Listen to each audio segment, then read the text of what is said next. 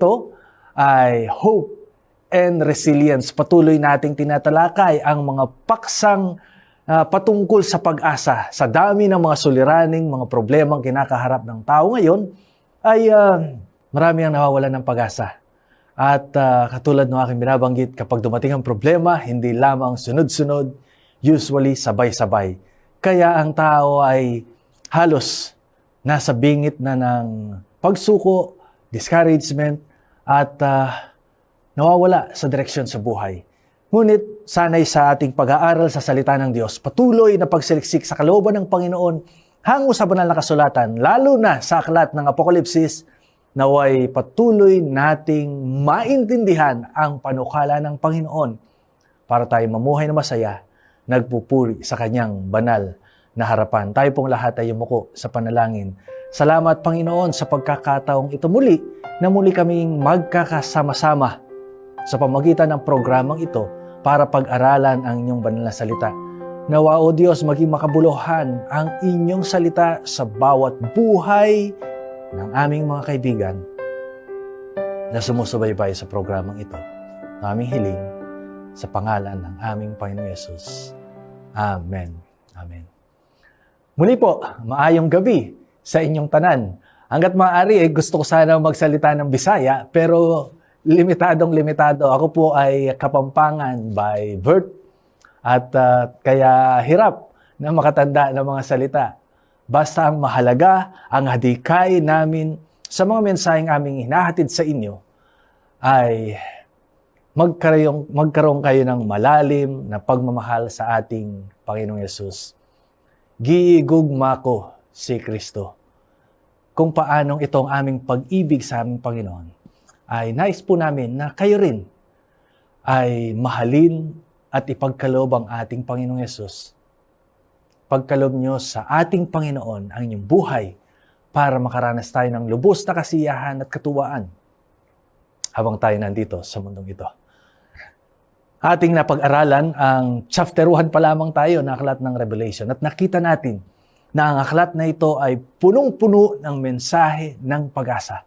Ating nakita ang pundasyon ng ating pag-asa ay galing sa ating Panginoong Yesus. Pagkatapos sa buod, sa first part ng chapter 1, verse 1 to 8 ay ang summary ng Biblia ay mensahe ng pag-asa nagpapaalala sa ginawa ng Panginoon sa atin, ang buong kadyosan, ang sakripisyo ng ating Panginoong Yesus, ang kanyang muling pagparito at ang paghawak niya,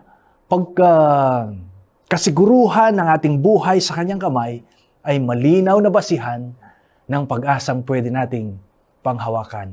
Yung isang gabi ating napag-aralan din na we don't have to be afraid. May mga bagay man sa ating buhay na hindi natin maintindihan sa mga karanasan natin dahil limitado ang ating pananaw sa hinaharap. Kaya napakahalaga na huwag tayong matakot. Manghawak tayo sa pangako ng Panginoon na hindi niya tayo babayaan. Ngayon ay tutungo tayo sa mensahe ng Panginoon sa nanatala at sinulat ni John para sa mga iglesia sa Asia. Ito po ay nakarecord sa chapter 2 at chapter 3 ng aklat ng Apokalipsis. At katulad ng aking binanggit, ang tema natin ay ikot sa Hope and Resilience. Ang resilience ay ang kakayanan na patuloy na humarap sa buhay sa kabila ng mga problema, suliranin na sa tingin natin ay magpapabagsak sa atin. Dahil sa kapangyarihan ng Diyos, dahil sa kanyang tulong sa ating buhay, tayo tatayo, babangon. And we are reminded that we can always overcome. Hopefully sa ating pag-aaral ngayong gabi ay malalim na maintindihan natin ang paksang ito hango base sa mga salita ng ating Panginoon. So ulit, ang mga pag-aaral natin ay nasa chapter 2 at chapter 3 ng aklat ng Revelation. Ang 7 churches na pinaglingkuran ni John ay ang Ephesus, Smyrna, Pergamos, Thyatira, Sardis, Philadelphia, at Laodicea. Alam natin na ang mga iglesyang ito ay sumisimbolo sa naging karanasan ng mga Kristiyano buhat nung panahon ng ating Panginoong Yesus hanggang sa huling kapanahunan. Kaya, bawat stage, bawat panahon ng iglesyang ito ay merong mensahe ang Diyos. Meron silang mga suliranin, may mga problema, may mga pinaglalaban ng mga kahinaan, ngunit merong pangako na hinandang Panginoon sa kanilang pagtatagumpay. Hopefully tayo ng mga Kristiyano na namumuhay sa huling kapanahunan ay ganito rin ang ating maging karanasan. May panahon sa ating buhay na tayo bumabagsak, nagkakasala, nagiging mahina. Pero ang mahalaga ay we should become resilient at magtagumpay laban sa ating mga kahinaan, laban sa ating mga problema at patuloy na tayo ay matagpuang nagtatagumpay sa harapan ng ating Panginoon. Ngayon, itong mensahe sa 7 churches ay simulan natin sa chapter 2. Ang first church ay mababasa po natin sa verse 1 ng chapter 2, "To the angel of the church of Ephesus write, this thing says, he who holds the 7 stars is in his right hand, who walks in the midst of the 7 golden lampstands." Verse 2, "I know your works, your labor, your patience, and that you cannot bear those things who are evil." Ang mga 7 churches pong ito, katulad ng aking nabanggit, ay sumisimbolo sa mga karanasan, buhay, sakripisyo ng mga Kristiyano nung panahon ng ating Panginoon hanggang sa karanasan ng mga Kristiyano bago siya dumating sa lupang ito. Ang puntos na nais kong dalhin sa mga mensahe to the 7 churches, pansinin niyo po, pag binasa niyo isa-isa yan, ay nandun ang katagang "I know your works." Yan. Sa chapter 2, verse 21, "I know your works." Sa chapter 2, verse 9, sa sunod na iglesia, "I know your works." Sa chapter 2, verse 13, "I know your works." Sa chapter 2, verse 19, "I know your works." 3, verse 1, "I know your works." 3, verse 8, "I know your works." And 3, verse 15, "I know your works." Katulad nung ating binasa kanina, chapter 2, verse 1, binanggit ng talata, sa verse 2, "I know your works, your labor, your patience, that you cannot bear those who are evil." Ang mensahe na nais ng Panginoon na maintindihan natin ngayon, kaibigan at mga kapatid, na sa bawat karanasan natin sa buhay, ang Panginoon, alam niya ang ating pinagdadaanan. Kung paanong ulit-ulit ito sa lahat ng panahon ng iglesia, sa lahat ng panahon ng kakristyanomuhan, ay ang sabi ng Panginoon, "I know your works." Alam ng Diyos ang ating mga karanasan, ang ating mga paghihirap, ang ating mga suliranin, ang ating mga pinagdadaanan. Kaya kaibigan, anumang karanasan mo sa iyong buhay ngayon, anumang problema ang nagpapabagsak sa iyo, ay alam ng Diyos ang iyong pinagdadaanan. Dito po sa talata, chapter 2, verse 1, ay ulitin natin ha. So nandun yung katagang "I know your works." Dito sa verse 1, "To the angel of the church of Ephesus write, these things he says, who holds the 7 stars in his right hand, who walks in the midst of the 7 golden lampstands." Hopefully ay natatandaan ninyo ang description na ito. Ito po ay makikita sa chapter 1, verse 12. Doon sa unang bahagi pa lamang ng vision ni John, ay nando na. Nakita natin sino yung naglalakad, one like the Son of Man, walking in the midst of the 7 churches, of the 7 golden lampstand, ay pinaliwanag ko yon na ang ating Panginoong Jesucristo mismo. Dito po sa mga mensahe to the 7 churches, bago sabihin yung "I know your works," ang description na ginamit doon ay katulad ng description dun sa nakita ni John na lalaki na naglalakad sa kalagitnaan ng 7 golden lampstands. Ay ibig sabihin, malinaw na binabanggit dito sa mga talatang ating pinag-aaralan. Ang mga mensahe na ibinigay po sa 7 churches ay nanggaling mismo sa ating Panginoong Yesus. Ulitin ko, hindi po siya nagpadala ng anghel.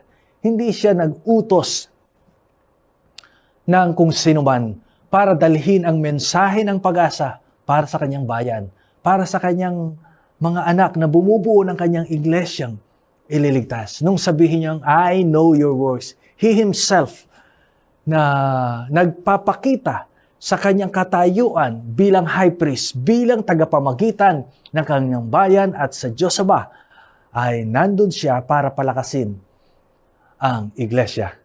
Sa chapter 2, verse 8, yung sunod na iglesia, to the angel of the church in Smyrna, write, this thing says the first and the last, who was dead and came to life. Verse 9, chapter 2, verse 9. Kanino po ito? Mensahe sa church ng Smyrna.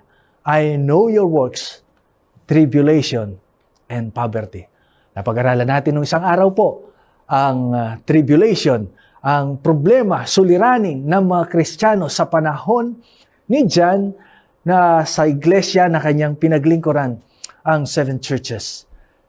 Kaya, ang ginamit na description sa ating Panginoong Hesus dito sa iglesia ng Smyrna, the first and the last.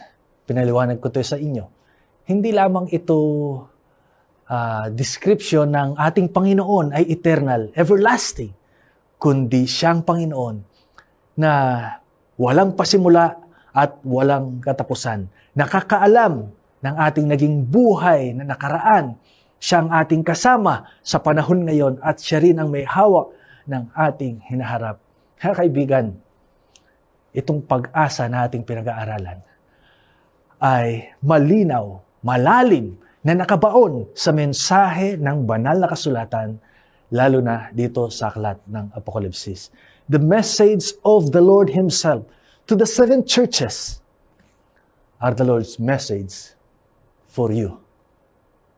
Kaya, dito pa lamang sa puntos na ito, ay tunay nga, sana'y maranasan mo sa iyong buhay ang pag-asang ipinagkakalob ngayon ng Panginoon sa iyo. This is the time for you to celebrate.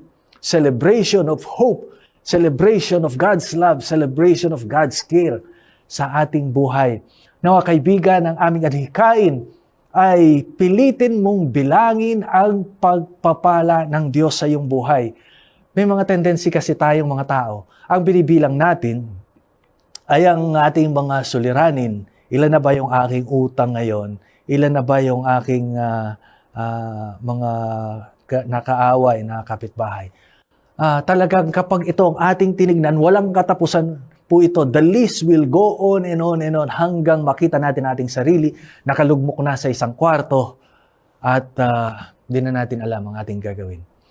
Kaya kaibigan, God is reminding you through His message na nakatala sa banal na kasulatan na sabi sa mga iglesia ng 7 churches, I know your works. Alam ko ang iyong buhay. Alam ko ang iyong karanasan. Alam ko ang iyong pinaglalaanan ng panahon. Kaya po, yung mga bagay na meron tayong kontrol ay sa tulong at kapangyarihan ng Banal na Espiritu ay baguhin na rin natin ito. Tulad ng aking regular na binabanggit. Kuminsan palagi tayong puyat, kaya kailangan tayong matulog ng maaga. Bawasan ang panood ng TV, bawasan ang masyadong pagsiselfone.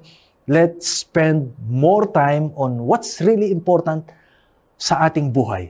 At i-prioritize natin ang tunay na mahalaga. Ito yung pagsaliksik sa kalooban ng Panginoon at paghanap sa kanyang direksyon na nais tahakin natin habang tayo'y nasa mundong ito. Ngunit ang mga mensaheng ito ay hindi po nagtatapos dito. Ulitin ko, ang lahat ng mensahe ng Panginoon to the 7 churches ay nandun ang katagang, I know your works. Dahil malinaw na sinasabi ng Panginoon sa bawat sa atin, alam niya ang ating mga karanasan sa araw-araw. Ngunit, sa kalahating bahagi naman ng mensahe ng Panginoon sa mga 7 churches, nandun ang katagang, to Him who overcomes. Chapter 2, verse 7, to Him who overcomes. Ito yung mensahe ng Panginoon sa iglesia ng Ephesus. Chapter 2, verse 11, to Him who overcomes. Nandun ang mensahe ng Panginoon sa iglesia ng Smyrna. The list will go on. Chapter 2, verse 17. Chapter 2, verse 26 to 28. Chapter 3, verse 5. Chapter 3, verse 12. At chapter 3, verse 21. Nandun yung katagang, to Him who overcomes. Doon sa unang bahagi, I know your works. Alam ko ang iyong mga kahinaan. Alam ko ang iyong mga pinaglalabanan. Alam ko ang iyong mga suliranin. Ngunit doon sa huling bahagi ng mensahe ng Panginoon mismo sa kanyang bayan, sino man ang magtagumpay, kayo na magtatagumpay, narito ang inyong gantimpala. Kaya po, tingnan natin. Ang salitang overcome ay sa Greek ay nikaw. Nang ibig sabihin ay to subdue, to conquer, to prevail, get to victory. Overcome means perseverance in faith and obedience to Christ. So, eto na. Hope and resilience. Paano tayo magre-rebound? Paano tayo mag-i-emerge na victorious sa kabila ng ating mga suliranin, sa kabila ng ating mga problema? We can only overcome if we hold on to the promise of Jesus na He understands, He knows our circumstance. And then we need to remind ourselves that if Jesus overcame, we can also overcome. Ngayon, yan, tingnan natin. Sa chapter 2, verse 7, He was an ear, let him hear what the Spirit says to the churches. To him who overcomes, I will give to eat free from the tree of life, which is in the midst of the paradise of God. So, bawat pangako para sa isang nagtatagumpay ay nandun ang gantimpala.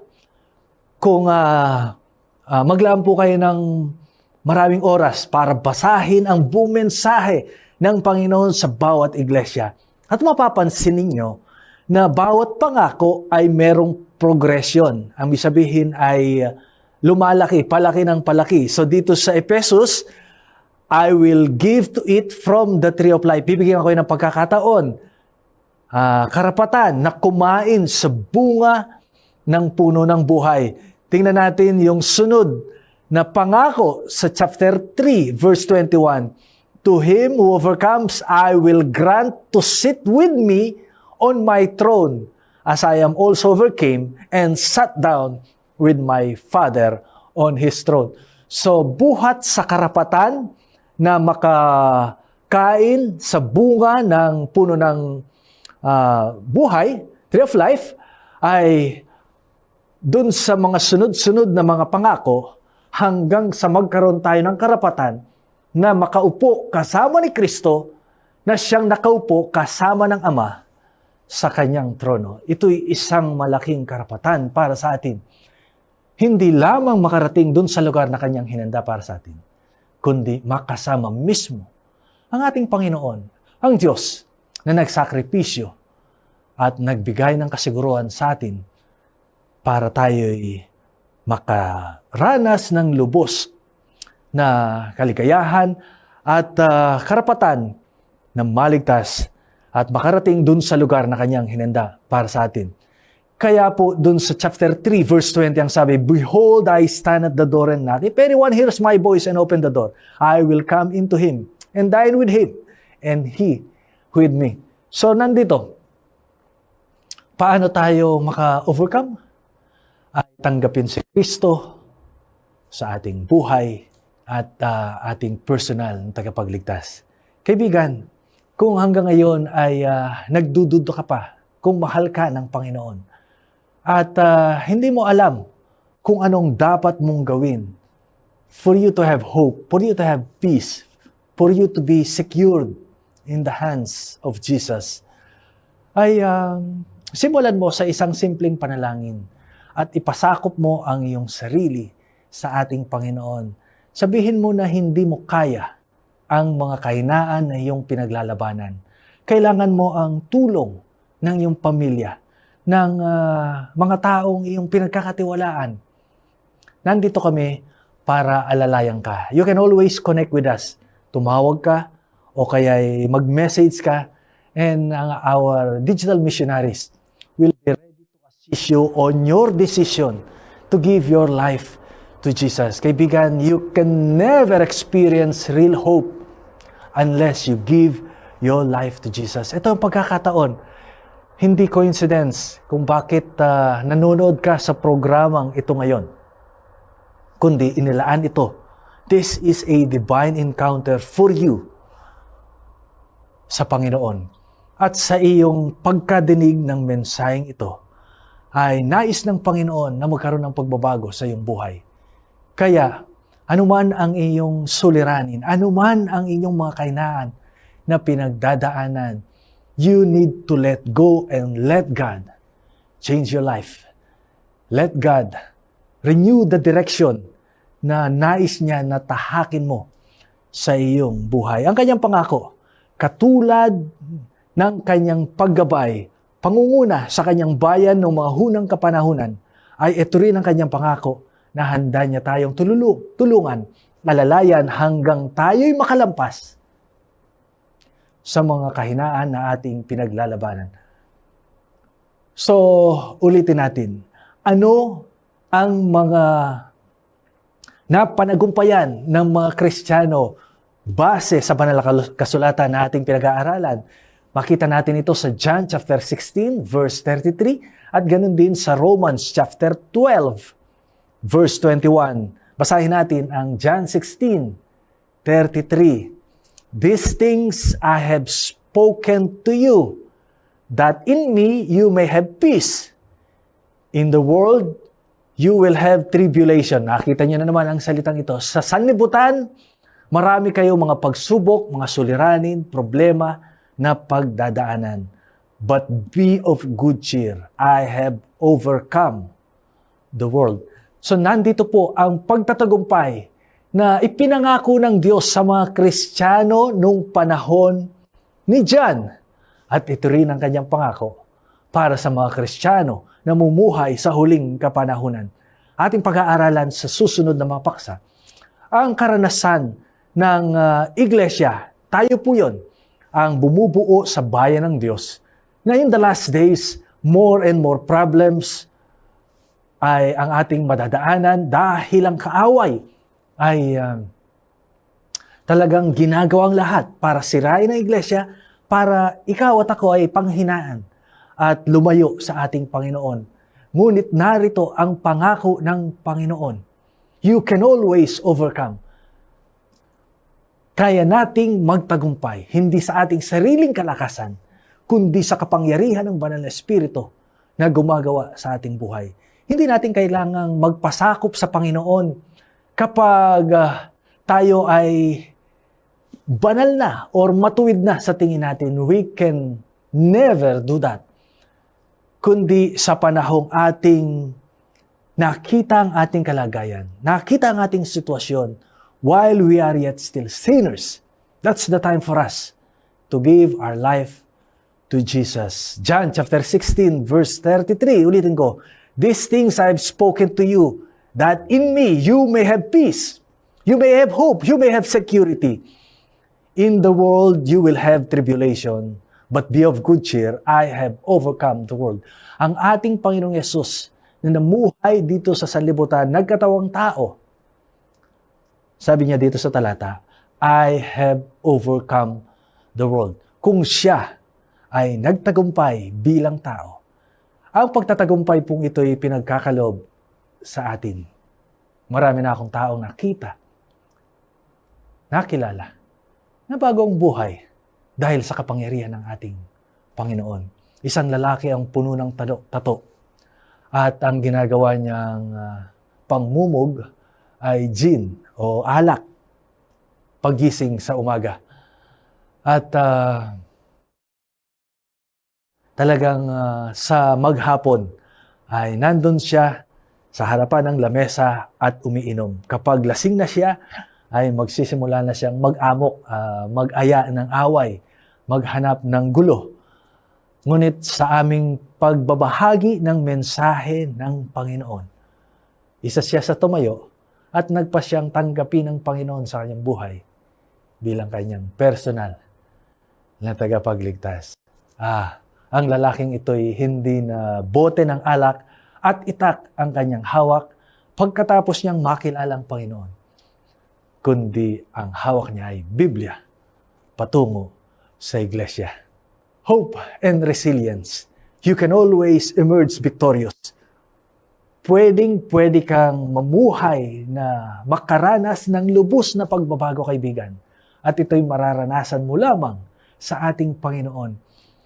Panghawakan mo ang pangako ng Diyos kung paanong hinayag niya ang kanyang mensahe sa mga Kristiyano nung panahon ni John, na malinaw na itinala sa mensahe ng Panginoon sa 7 churches. I know your works. And then doon sa huling bahagi, those who will overcome. Kaya ang pagtatagumpay na ito ay pinagkaloob ng Diyos sa iyo. Kung paanong nagtagumpay ang isang may edad na lalaki. Ito po'y magulang ng aming naging kaibigan doon sa Palawan. At ganun din ang kanyang bisyo. Araw-araw, lasing at lango sa alak. Ngunit ang maganda nga sa mga pangangaral na aming sinagawa ay nandun siya at nakikinig dun sa likod. At ang sabi ng kanyang anak ay ang hadikay niya ay manggulo at maghanap ng problema sa mga naririnig niyang mensahe. At sa pang pagkakataon ay sinabihan niya ako, Pastor, patson takaw. Sabi ko, ano yung sabihin? Papatayin ka daw niya, Pastor. Siguro hindi ko alam kung bakit nagalit, kundi baka hindi niya nagustuhan ang mga mensaheng aming hinahatid doon sa kanilang baryo. Ngunit, sa panahong nag-aya kami sa mga tatanggap sa Panginoon sa pamamagitan ng bautismo, sa hindi namin maintindihan, isa siya sa lumapit at pumila dun sa mga tatanggap sa Panginoon sa pamamagitan ng bautismo. Nung aking paglubog sa kanya sa tubig, lumutang pa nga yung mga sigarilyo galing dun sa bulsa ng kanyang t-shirt. At yun na, huling pagkakataon na humawak siya ng sigarilyo at nabago ang kanyang buhay. Ngayon ay masipag na siya na leader sa iglesia natin doon sa Palawan. Kaibigan, walang imposible sa Panginoon kung ang mga taong ito ay malinaw na halimbawa na ang kanilang buhay ay nabago dahil sa kapangyarihan ng Diyos. Kayang-kayang baguhin ng Panginoon ang iyong buhay. You can always overcome if you cling on to the hope that Jesus is giving you. Ano pa? Romans chapter 12, verse 21. Do not be overcome by evil, but overcome evil with good. So ang tanong ko kanina, ano ang mga bagay na napanagumpayan ng mga Kristiyano nung panahon ni John? At ito rin ang pangako ng Diyos na ating mapaglalabanan, mapapanagumpayan sa ating mga buhay. Kanina binanggit siya dyan, you can overcome the world. Dito sa chapter 12, verse 21 ng Romans, do not be overcome by evil, but overcome evil with good. So, ating mapapanagumpayan din ang kasamaan. Alam natin na ang kaaway, si Satanas, ang tunay nating kaaway, si Satanas. At gumagamit siya ng mga tao o iba-ibang paraan para tayo'y ilayo sa Diyos. Kung minsan nakakalungkot ay ang mga taong malapit sa atin, ating pamilya, ating mga kaibigan, o kaya ang mga kasama natin sa iglesia. Talagang ang kaaway ay napakagaling. Alam niya ang mga ginagamit niya na tunay nga na makakaapekto sa ating relasyon sa ating Diyos. Ngunit, katulad ng pangako ng Panginoon, you can always overcome. If He overcame the world, we can also overcome evil. So, ang mga masama, ang mga impluensya ng kaaway, ang mga paraan, mga bagay na ginagamit ng kaaway para tayo ilayo sa Panginoon, nangako ang Diyos, we can always overcome. Ngayon, tayo pupunta na sa buod nitong ating pag-aaral. Revelation chapter 12, verse 11. Ulitin natin, isummarize natin, how to be an overcomer. Paano tayo maging mananagumpay? Revelation chapter 12, verse 11, and they overcame him by the blood of the Lamb and by the word of their testimony, and they did not love their lives to the death. Ang tinutukoy po rito sa chapter 12 ay description ng mga Kristiyano, description ng mga remnant na nanatiling nagtatapat sa Panginoon na sumusunod sa kanyang kalooban. Ang Revelation chapter 12 ay description din ng mga Kristiyano buhat ng panahon ng ating Panginoong Yesus hanggang sa muling pagparito ng ating Panginoon. Ganon din ang description sa mga katangian ng 7 churches na pinaglingkuran ni John. So, ito po'y pareho ang tinutukoy dito, ang mga mananagumpay. Paano sila nagtagumpay? Revelation chapter 12, verse 11, they overcame him by the blood of the Lamb and by the word of their testimony, and they did not love their lives to the death. Kaya kaibigan, kung yung mapansin, ang ating pag-aaral ay umiikot lamang sa salita ng ating Panginoon. Dahil ang salita ng Panginoon ay makapangyarihan. Ang Diyos na nagbigay nito ng mensahe sa atin, ang siyang babago sa iyong buhay sa kapangyarihan ng banal na Espiritu. Hindi ang Biblia mismo, wag naman kayo magkamali na hawak-hawakan nyo ito palagi, dalhin nyo ito palagi, dahil may kapangyarihan ito. It's not that. Ang tinutukoy po natin, ang mensahe na nakapaloob dito, ang Diyos na pinapakilala dito, ang ating Panginoong Jesucristo, na siyang ating pinag-aaralan, ang siyang magbabago ng ating mga buhay. Ulitin. Revelation chapter 12, verse 11, and they overcame him by the blood of the Lamb. Tayo'y magtatagumpay lamang sa buhay na ito mula sa mga pagsubok ng sanlibutan, mula sa kaaway, mula sa impluensya ni Satanas, sa pamamagitan ng dugo ng ating Panginoong Yesus. Kaya kaibigan, patuloy naming inaanyahan kayo na kilalanin si Kristo. Pagkaloob mo ang iyong sarili sa Kanya dahil siya lamang ang magbibigay ng pagtatagumpay sa iyong buhay. Maraming mga pwedeng paglaanan ng panahon, mga paraan na iniisip ng tao na solusyon sa maraming mga suliranin. Halimbawa, yung problema sa pamilya, problema sa asawa, sa mga anak, ay yung iba ay umuubos ng maraming pera para magkonsulta sa counselor, sa mga professional. We can do that at posibleng makatulong, lalo na kung Christian counselors ang ating mga malalapitan. Ngunit, sa akin pong pagkaunawa ay ang tunay na makapangyarihan na makakatulong sa ating mga karanasan, sa ating mga suliranin, sa ating mga problema, sa ating mga kawalan ng pag-asa, kundi ang ating Panginoon mismo lamang at nahayag ang kanyang kalooban sa banal na kasulatan. Kaya po, paulit-ulit naming inaanyahan kayo na kilalanin siya, pag-aralan ang kanyang banal na salita.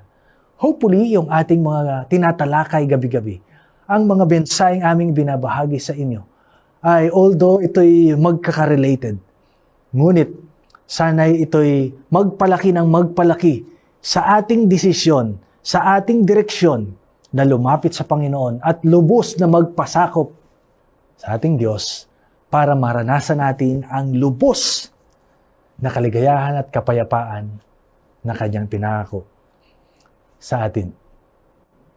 Tuloy natin. Revelation chapter 12, verse 11. They overcame Him by the blood of the Lamb. Sa pamagitan ng dugo ng ating Panginoong Kristo, sa Kanyang sakripisyo, sa Kanyang pag-ibig, ay tayo'y magtatagumpay. And by the word of their testimony, sa mga kapahayagan ng pananampalataya ng mga kapwa Kristiyano, ng mga alagad ng Panginoon. Katulad, ito'y testimony ni John na kanyang sinulat, na inatas ng Panginoon sa kanya na kanyang isulat at ipinadala sa 7 churches. Kaya ngayon, meron tayong mensahe na pinag-aaralan mula sa aklat ng Apokalipsis. Ang iba pang source ng pagtatagumpay, kalakasan, ay ang pagtatagumpay ng ating mga kapwa mananampalataya. Kaya malaking bagay po ang pakikipag-fellowship, ang palakasan sa ating kapwa mananampalataya. Kaya napakahalaga ang isang pamilya sa iglesia. Literal na pamilya natin, kaya tayo na nakaunawa sa mensahe ng Panginoon, ibahagi natin ito sa ating asawa, sa ating mga anak, para tayong lahat ay makinabang. Upang ang mensahe ng pag-asa na ating natutunan ay ito rin ang maging karanasan ng ating mga mahal sa buhay. At pagdating natin sa iglesia, ay ito rin ay bahagi natin sa ating mga care group, sa ating kapwa mananampalataya. Kaya po, merong panahon na sama-samang pag-aaral ng Biblia. Merong panahon na ating hihimayin, sasaliksikin, ibinabahagi ang ating karanasan, ang ating personal na encounter sa ating Panginoong Yesus, ang ating mga miracle story, ang ating mga personal na kapahayagan na nakita natin ang blessing, ang kabutihan ng Panginoon sa ating buhay. Ating ibinabahagi ito sa ating kapwa mananampalataya.